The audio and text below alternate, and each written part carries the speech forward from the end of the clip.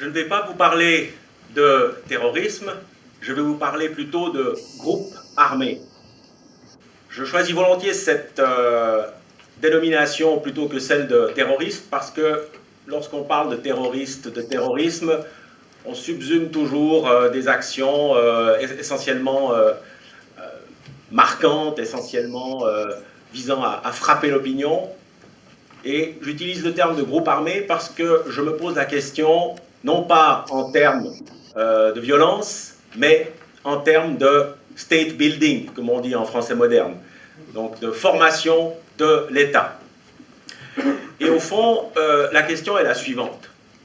Au mois de juillet, l'opinion mondiale découvre l'État islamique, Daesh, découvre qu'il est capable de s'emparer d'un territoire très important, non seulement de s'en emparer, mais également jusqu'à maintenant de le tenir.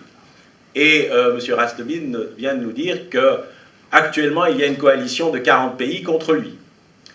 Cela a pu surprendre, mais c'est là que je me pose véritablement la question, est-ce que nous ne sommes pas en face, avec Daesh, mais avec d'autres aussi, en face de nouvelles formes d'organisation politique ou proto-étatiques qui sont capables de concurrencer les États. Pourquoi je dis ça? Parce qu'avec Daesh, je dirais, la chose est apparue au grand jour.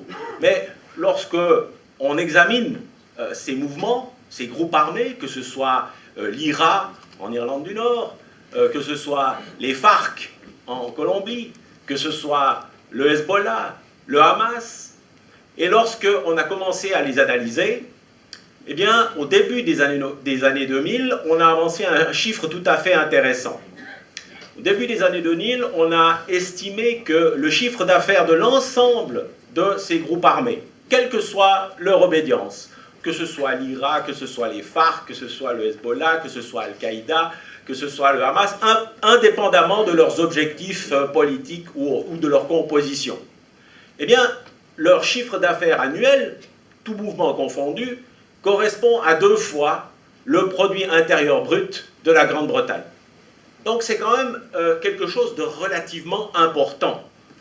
Et la plupart de ces mouvements se financent via l'économie informelle, l'économie grise. L'économie informelle n'est pas forcément illégale, l'économie grise en général l'est. Et cette économie représente, selon les estimations, elle ne publie pas de bilan chiffré, selon les estimations, entre 15 et 20% du produit brut global. Ceci veut dire qu'on n'est pas en face, je dirais, d'un épiphénomène, d'une subite éruption dans une zone déstabilisée comme l'est la Syrie et l'Irak, mais peut-être qu'on est en face d'un mouvement beaucoup plus profond et qui est en train de donner naissance à de nouvelles formes d'organisation politique qui ne sont pas en mesure de supplanter, mais en tout cas de concurrencer l'État moderne, l'État-nation. Alors, quand j'utilise le terme de révolution militaire, je ne l'utilise pas simplement, je dirais, dans un but journalistique. J'utilise le concept de révolution militaire tel qu'il a été élaboré par les historiens anglo-saxons à partir des années 1950. Et qui dit, au fond, lorsque les transformations de l'art de la guerre atteignent une importance, atteignent un volume et une durée telle, alors elles entraînent une transformation des formes d'organisation politique. Et selon eux, l'apparition des armées modernes à la fin du XVIe siècle, c'est-à-dire des armées professionnelles, utilisant systématiquement les armes à feu, multipliant les effectifs par rapport à la période médiévale par 10, voire plus, a conduit à la création de l'État moderne, c'est-à-dire essentiellement à la création de l'impôt, et ensuite d'une bureaucratie centralisée pour le lever, et donc, à partir de là, les bases de l'État moderne. Donc, j'essaye de transposer ce raisonnement sur les groupes armés. On a, je dirais, surtout dans le monde anglo-saxon, eu tendance à utiliser le terme de révolution militaire un peu à tout propos. Et notamment le développement au début des années 90 jusqu'à la guerre d'Irak, la guerre américaine d'Irak, le développement des armes de très haute technologie a été assimilé à une révolution dans les affaires militaires.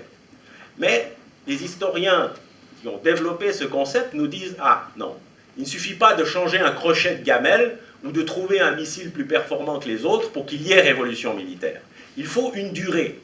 Et il faut une durée d'environ 100 ans. » Il considère que la naissance de l'État moderne, à la fin du XVIe siècle, s'est étalée, donc ce processus, cette dynamique, s'est étalée grosso modo entre 1560 et 1660, donc sur une centaine d'années. Et que cette centaine d'années a permis de lancer une dynamique qui a abouti à l'État moderne tel que nous le connaissons aujourd'hui. Alors, si c'est cet élément de durée qui est le plus important, je vais essayer de voir si on le retrouve, parce que Daesh remonte pour l'opinion publique au mois de juin, donc on est loin des 100 ans. Mais si on prend les mouvements de guérilla, les mouvements de résistance, et qu'on essaye de les périodiser, toute périodisation est arbitraire, mais elle nous permet de nous orienter. Si on essaye de les périodiser, on n'est pas très loin de la centaine d'années. Je commence en 1940, et excusez-moi de commencer par le 19 juin 1940, et non pas le 18 juin 1940, ça n'est pas par esprit de contradiction vis-à-vis de mes hôtes français, mais le 19 juin 1940, Churchill lance son fameux mot d'ordre « Mettez l'Europe à feu », de façon à évidemment lutter contre l'occupant nazi et à le distraire de ses projets d'invasion de l'Angleterre, etc. Et donc, à partir de là, de 40 à 45, on va développer, d'un point de vue stratégique, il n'y a pas d'ambition politique, d'un point de vue stratégique, les méthodes pour encourager, développer, soutenir tous les mouvements de résistance en Europe, en Yougoslavie, et ensuite l'Union soviétique fera la même chose à partir de l'invasion de la Russie. Donc on a une première période, 40-45, période stratégique. 45, fin de la guerre, mais ça recommence immédiatement avec la décolonisation. 45, 75, c'est un peu arbitraire, c'est la chute de Saïgon. 45-75, c'est toute la période de la décolonisation et des guerres révolutionnaires. Là, le mouvement prend de l'ampleur. On n'a plus simplement des groupes de partisans avec des armes improvisées qui reçoivent des parachutages. On a de véritables fronts de libération nationaux dont certains vont devenir des États. Deuxième période, donc période politique où, au fond, la guérilla devient codifiée. La terreur est codifiée aussi parce que il faut prendre en main la population, et les guerres de décolonisation le montrent, que ce soit l'insurrection ou la contre-insurrection, vont faire un usage abondant de la terreur et de la contre-terreur. Donc deuxième phase, 45-75. Troisième phase, à partir des années 80. Pourquoi ? Parce qu'à partir des années 80, alors, les mouvements de libération nationaux qui ont pu devenir des États sont devenus des États. Mais beaucoup de mouvements n'y sont pas parvenus. Prenons l'IRA. L'IRA n'a pas réussi à obtenir l'indépendance de l'Irlande du Nord ni à la rattacher. Prenons l'OLP. Prenons les FARC en Colombie. Ces mouvements ont parfois une durée de vie supérieure à certains États. Les FARC ont une durée de vie supérieure à l'État d'Israël, par exemple. Et dans les années 80, on assiste à ce que j'aurais envie d'appeler une phase économique. C'est-à-dire que ces mouvements se rendent compte qu'ils sont un peu à la merci des alliances internationales.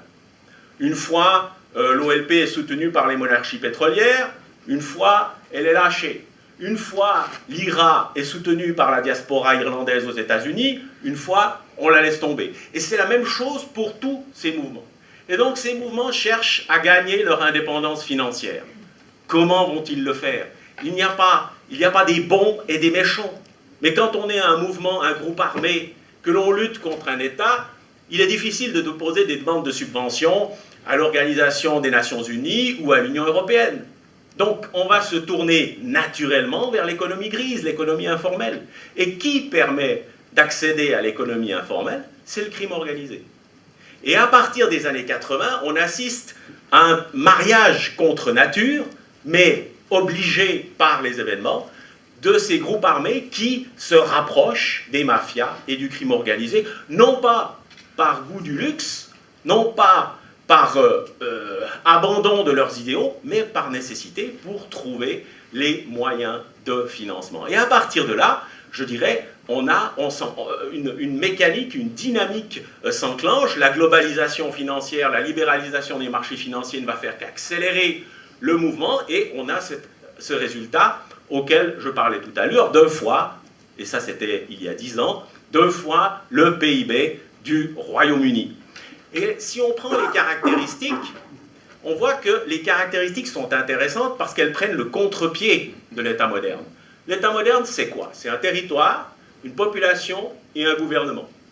Or, les 2 principales caractéristiques des groupes armés, c'est une puissance militaire, on le voit bien avec Daesh, mais on le voit bien aussi avec le Hamas, le Hezbollah, les FARC ou autres, et une puissance financière. Quand je dis une puissance financière, on se comprend, c'est-à-dire que c'est le moyen de se financer de manière autonome. Il ne s'agit pas nécessairement de faire des profits. Les groupes armés ne sont pas les banques suisses, dans ce sens-là. Mais leur financement leur permet de vivre de manière autonome et donc d'être indépendants de toute pression extérieure. Et à partir de là, on a une forme d'organisation qui est résiliente, qui est relativement solide, beaucoup plus efficace, semble-t-il, que les États, et qui, du point de vue stratégique, a la liberté d'action. Pourquoi? Parce qu'ils disposent librement et exactement comme ils l'entendent de leur financement. Ce qui n'est pas le cas pour les États, puisque la crise 2008 l'a bien montré, et puis ensuite, il y a des procédures parlementaires, heureusement, qui font qu'un État ne peut pas soudain distraire une partie de son budget pour une action stratégique qu'il juge utile. Donc, ces mouvements ont non seulement une durée, ils ont également une flexibilité que l'État moderne n'a pas. Et c'est la raison pour laquelle, et c'est en raison de cette durée, 1940, selon la périodisation que je vous ai proposée, jusqu'à aujourd'hui, et sans doute demain également, on n'est pas loin du siècle. On n'est pas loin du siècle. Et donc, comme Norbert Elias, le sociologue, disait à propos de l'État moderne en son début, au début, l'État moderne, c'est simplement des féodalités en concurrence. Des féodalités en concurrence. Et cette formulation me frappe beaucoup quand je vois l'émergence de ces groupes, leur solidité et leur efficacité. Merci de votre attention.